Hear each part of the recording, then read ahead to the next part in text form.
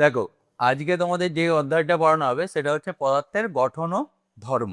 ঠিক আছে, এবারে এই পদার্থের গঠন ও ধর্ম চ্যাপ্টারটা পড়ার আগে আমাকে আগে জানতে হবে যে পদার্থের কয়টা রূপ আছে, মানে পদার্থ কয় ধরনের হয়। প্রধানত পদার্থ কয় ধরনের হয়? 3 ধরনের হয়। কি কি? না, কঠিন, তরল আর গ্যাসীয়।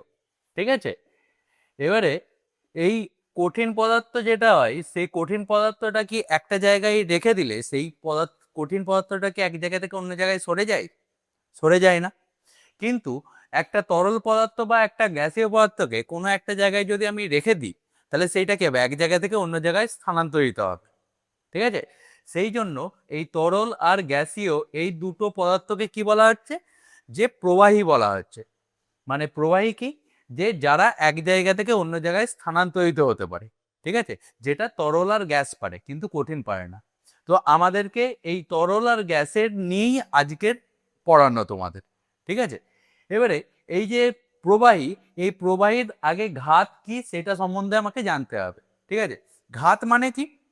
ঘাত মানে কিছু না, যে একটা লম্ব বল, ধরো একটা টেবিল, সেই টেবিলের উপরে একটা যে কোনো বস্তু রেখে দেওয়া হয়েছে। ঠিক আছে, এই ধরো একটা বস্তুকে রেখে দেওয়া হয়েছে, তাহলে এই বস্তুটা কি করবে? এই টেবিলের উপরে একটা বল প্রয়োগ করবে। কি বল প্রয়োগ করবে? না, এই বস্তুটার যে ওজন mg, যদি বস্তুটার ভর m হয় তাহলে কি হবে? mg বল, সেইটা কি হবে? নিচের দিকে কাজ করবে। তো নিচের দিকে কিভাবে কাজ করছে? লম্বভাবে কাজ করছে। এই যে লম্বভাবে যে বলটা দিচ্ছে সেই বলটাকেই কি বলা হচ্ছে? ঘাত বলা হচ্ছে। বুঝে গেল? তাহলে ঘাত কি জিনিস? যে কোনো তলের ওপর যে লম্বভাবে বল ক্রিয়া করে তাকে বলা হচ্ছে ঘাত। ঘাত হচ্ছে বলের একটা প্রকারভেদ। ঠিক আছে, বল যে কোনো দিক থেকে হতে পারে কিন্তু ঘাত বল সবসময় কি হবে? লম্বভাবে হবে। ঠিক আছে, অন্য কোনো অ্যাঙ্গেলে হবে না। বুঝে গেছে? তাহলে ঘাতটা কি? এক প্রকার বল। এবারে তাহলে বলো তো, যে ঘাত বল তোমার কি রাশি হবে? ঘাত বল কি হবে?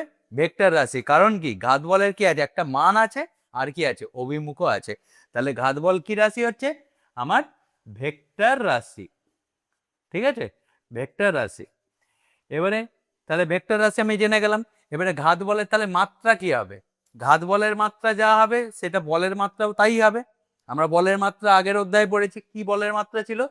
M L T to the power -2। ঠিক আছে, এটা হচ্ছে আমার বলের মাত্রা। এটা তাহলে কিসের মাত্রা হবে? ঘাতের মাত্রাও হবে। বুঝা গেছে? এবারে ঘাতের আমার একক জানতে হবে। ঘাতের একক, আচ্ছা, একক আমরা দুটো পদ্ধতিতে জানি, একটা কি সিজিএস পদ্ধতি, একটা এসআই পদ্ধতি। এবারে সিজিএস পদ্ধতিতে বলের একক কি? ডাইন, তাই তো? তাহলে ঘাতের একক কি হবে? ডাইনই হবে, কারণ ঘাত তো এক প্রকার বল, সেই জন্য তার এককে কি হবে? ডাইনই হবে। আর এসআই পদ্ধতিতে একক কি হবে? নিউটন। ঠিক আছে, নিউটন। এবারে এই যে ডাইন আর নিউটন এই দুটো একককে কি একক বলা হয়? পরম একক বলা হয়। ঠিক আছে, তাহলে এর অভিকর্ষীয় একক সিজিএস পদ্ধতিতে কি হবে? না, গ্রাম ভার। আর এসআই পদ্ধতিতে অভিকর্ষীয় একক কি হবে? কিলোগ্রাম ভার। বুঝে গেছে? কিলোগ্রাম ভার হলো। এই হচ্ছে আমার ঘাতের ব্যাপার। ঠিক আছে, এবারে এই ঘাতের সঙ্গে চাপের কি সম্পর্ক আছে সেটা আমাদেরকে জানতে হবে। দেখো, চাপ কি? চাপ হচ্ছে একক ক্ষেত্রফলের উপরে যে ঘাত বলটা প্রযুক্ত হয় তাকে চাপ বলে। মানে এই যে এই বস্তুটা এখানে আমার রাখা আছে, এখানে একটা তো ক্ষেত্রফল জুড়ে বস্তুটা আছে, তাহলে এর একক ক্ষেত্রফলের উপরে এই বস্তুটা যে বলটা প্রয়োগ করছে, লম্বভাবে যে বলটা দিচ্ছে, সেই বলটাকে কি বলা হচ্ছে? চাপ বলা হচ্ছে। তো চাপকে আমরা কিভাবে ডিফাইন করি? চাপ সমান লম্ব বল বাই ক্ষেত্রফল। ঠিক আছে, তাহলে কি হলো? চাপ সমান কি হলো? লম্ব বল বাই ক্ষেত্রফল। মানে একক ক্ষেত্রফলের উপরে যে পরিমাণ বল প্রযুক্ত করা হয় সেই বলটাকে কি বলা হচ্ছে? চাপ বলা হচ্ছে। এবারে চাপের আমার একক জানতে হবে। দেখো, একক মানে কি? একক হিসাব করতে গেলে আমাকে আগে জানতে হবে যে বলের একক কি আর ক্ষেত্রফলের একক কি। ঠিক আছে, বলের একক আমরা কি জেনেছি? সিজিএস এ ডাইন। আর ক্ষেত্রফলের একক কি? ক্ষেত্রফল মানে কি? ক্ষেত্রফল মানে একটা এরিয়া। মানে এই যে একটা আয়তক্ষেত্র তোমরা পড়েছো, আয়তক্ষেত্রের ক্ষেত্রফল নির্ণয় করেছো কি? না এইটাকে দৈর্ঘ্য বলে, এটাকে কি বলে, প্রস্থ বলে। এদের প্রত্যেকের একক কি হয়, সেন্টিমিটার, আর এটারও একক কি, সেন্টিমিটার। তাই দুটো সেন্টিমিটারের গুণফল করলে কি হবে, সেন্টিমিটার স্কোয়ার হবে, তাই তো। তাহলে ক্ষেত্রফলের একক কি, দিয়েছে সেন্টিমিটার স্কোয়ার। তাহলে চাপের একক কি হলো, বলের একক বাই ক্ষেত্রফলের একক। তাহলে বলের একক কি, ডাইন, আর ক্ষেত্রফলের একক কি, সেন্টিমিটার স্কোয়ার। তাহলে কি হবে, ডাইন পার সেমি স্কোয়ার হলো। তাহলে এসআই একক কি হবে, এসআই পদ্ধতিতে একক কি হবে, এটা কি একক, সিজিএস। আর এসআই পদ্ধতিতে একক কি হবে না, এসআই পদ্ধতিতে বলের একক কি, নিউটন। আর ক্ষেত্রফলের একক তাহলে কি হবে, এখানে সিজিএস এ সেন্টিমিটার ছিল, এসআই তে কি মিটার। তাহলে মিটার ইন্টু মিটার মানে কি, মিটার স্কোয়ার। তাহলে কি হবে, Newton per metre square, metre square হলো। এই হচ্ছে আমার চাপের একক হয়ে গেল। এবারে চাপের আমি কি বের করব, মাত্রা বের করব। ঠিক আছে, চাপের তাহলে মাত্রাটা কি হবে, দেখো চাপের মাত্রা মানে কি, বলের মাত্রা বাই ক্ষেত্রফলের মাত্রা। বলের মাত্রা আমরা জেনেছি কি, mL/2, এটা জানি। আর ক্ষেত্রফলের মাত্রা কি বলতো, দৈর্ঘ্য ইন্টু দৈর্ঘ্য। তাহলে কি হয়, দৈর্ঘ্যকে এল দিয়ে ডিফাইন করা হয়, তাহলে এল ইন্টু এল কি হবে, এল স্কোয়ার হবে। তাহলে এটাই তো আমার ক্ষেত্রফলের মাত্রা। তাহলে কি করব, এইটাকে এটা দিয়ে ভাগ করে দেবো, তাই তো, এখানে তো ভাগই করা আছে।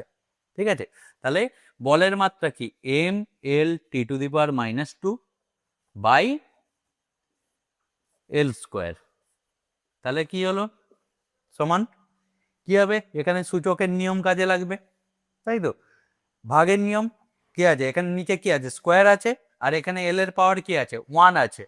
তাহলে যখনই ভাগ করা হয় তখন কি হয়, পাওয়ারে পাওয়ারে বিয়োগ হয়। তাহলে কি হবে, এখানে 1 থেকে কি হবে, 2 বিয়োগ হবে। তাহলে 1 থেকে 2 বিয়োগ হলে কি হয়, -1। ঠিক আছে, তাহলে মাত্রা কি দাঁড়াবে আমার, mL/-1 T⁻²। এটা হচ্ছে কার মাত্রা, আমার চাপের মাত্রা। বুঝা গেছে। এবারে চাপের এই এককগুলো আমরা সাধারণত ব্যবহার করি না, যেইগুলো ব্যবহারিক একক সেইগুলো কি, যেমন হচ্ছে ব্যবহারিক একক হচ্ছে টর। টর থেকে এসছে, টরিসেলির নাম থেকে এসছে টর। টরিসেলি কে ছিল, যে ব্যারোমিটারের আগের যে আবিষ্কর্তা ছিল তার নাম ছিল টরিসেলি, তো সেই থেকে টর এসছে। এছাড়াও আরো কি আছে, বার আছে, মিলিবার আছে। ঠিক আছে, এইগুলো আমরা ব্যবহারিক একক হিসাবে ব্যবহার করি। বুঝা গেছে। তাহলে চাপের এই সমস্ত এইগুলোকে কি বলা হচ্ছে, এইগুলো হচ্ছে ব্যবহারিক একক, ব্যবহারিক একক হলো। আর এইগুলো হচ্ছে আমার বল থেকে আমার চাপের একক আমি বের করলাম।